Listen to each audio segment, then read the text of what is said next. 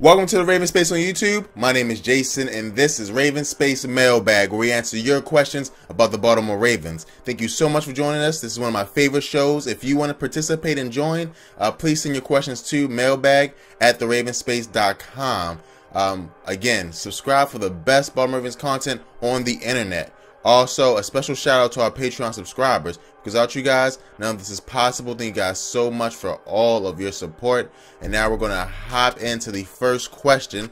And this question comes from Michael. And Michael asks, is it time for Alex Collins to be the focal point of the offense? Thank you so much for your question, Michael. And the answer right now is no, not yet.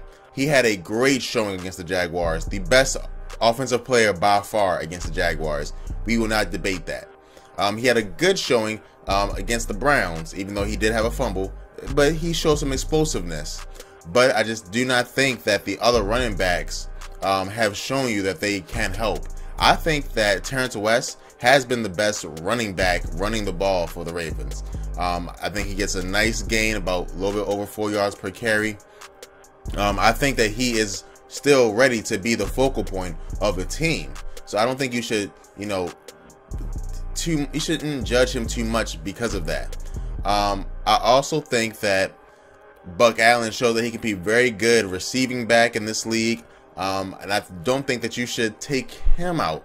So if you don't take those two out, Collins can't step up. I think this next game against the Pittsburgh Steelers is going to be a make or break game for Alex Collins. If he steps up and shows that he is the best running back on this roster, then I say put him in number one, let him go. If Terrence West or Buck Allen step up, I think they should just keep their positions where they are. I'm excited to see what happens. Maybe you'll see the Ravens go more of a third set instead of having Terrence West as the lead man, Buck Allen as the backup, and then Alex Collins as the third man. You'll see each of them get equal snaps, and then the Ravens will make a decision who's the best running back for their team is from that. So I think it was a cool question. I just don't think he's ready yet to make that jump and be a starting running back for the Baltimore Ravens. So thank you so much for your question, Michael. And this next question comes from Chad, and Chad asks, what is the weakest part of our defense so far? Thank you so much for your question, Chad. And I think that this is a hard question because you have to choose either the linebackers or you have to choose the defensive tackles, right? And if you choose defensive tackles, or not defensive tackles, but defensive line has done their job, right? The defensive line has kept running backs conserved, right? Even Leonard Fournette didn't have a big game. So you're saying they're doing their job, but they're not as dynamic as the linebackers, which, if we don't have the linebacker core we don't have people helping the run game. We don't have C.J. Mosley, who plays great coverage, and we don't have Terrell Suggs, who does the sole work of being the pass rusher on the team. So I would say right now it's the defensive line, because it doesn't have Brandon Williams. If Brandon Williams comes back, then I would say the linebackers. But as it is today, it has to be defensive line. You can't say linebackers because they do so much. Again, they are so versatile. Literally, we don't get pass rush from our defensive tackles, not defensive line. We get pass rush from Terrell Suggs rushing that edge, right? He's the only consistent pass rusher we've had. Again, C.J. Mosley does coverage, he does so much. So I would say defensive line is the weakest part of our defense. We were very, very, very, very, very strong there, but then Brandon Williams went down, missed 2 games. Brent Urban went down, out for the season. So now you are left with players like Michael Pierce, even though Michael Pierce is good, but we saw last game that he cannot control the defensive line the way Brandon Williams does. And then you have players, like a Wormley, who's a rookie, like Carl Davis, who is an okay backup. So I would say right now the weakest part of our team is the defensive line. They're still very good now, but they are the weakest part of something that's very, very good. So we're going to go to the next question, and this question comes from Curtis. And Curtis asks, what do you think is the problem with Joe Flacco right now? Thank you so much for your question, Curtis. I think it's twofold.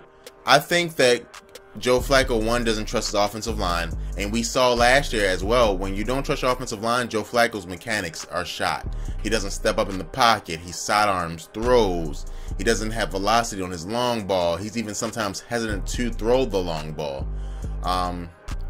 And because of that, you see the worst version of Joe Flacco. When Joe Flacco trusts his offensive line, you see the best version of Joe Flacco, and that trust is just not there right now for Joe Flacco in the offense. I think another part is that he's just not right.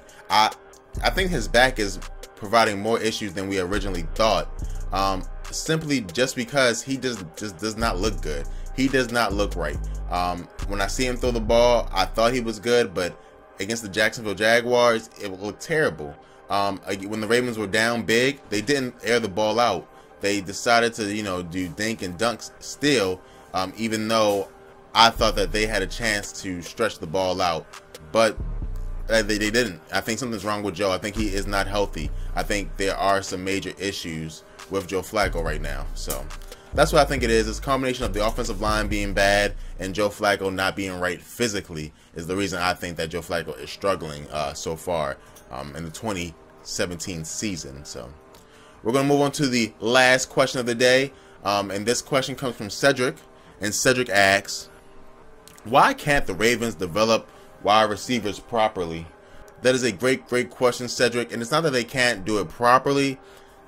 It's just they have bad luck. I mean, off the top of the head, they drafted Mark Clayton, I believe his name was, now Brashad Perriman. And neither of them have proven to be good right now. I mean, I had high hopes for Brashad, man. High hopes for Brashad. And Brashad looks terrible through 3. I mean, he looks terrible. And when I say terrible, it's he dropping passes. He's not running crisp routes. Him and Joe Flacco are not on the same page. Man, and it comes as a shock to me because everyone was hyping him up so much. I just think that he needs to relax, sit with Joe, get on the same page first. But then he has to get into that junk machine and he has to catch some balls. And you got to just perfect your craft. Just keep on perfecting your craft. Because right now, he's not looking good. He is looking terrible. I mean, you can't blame the receivers organization for not, making receivers good.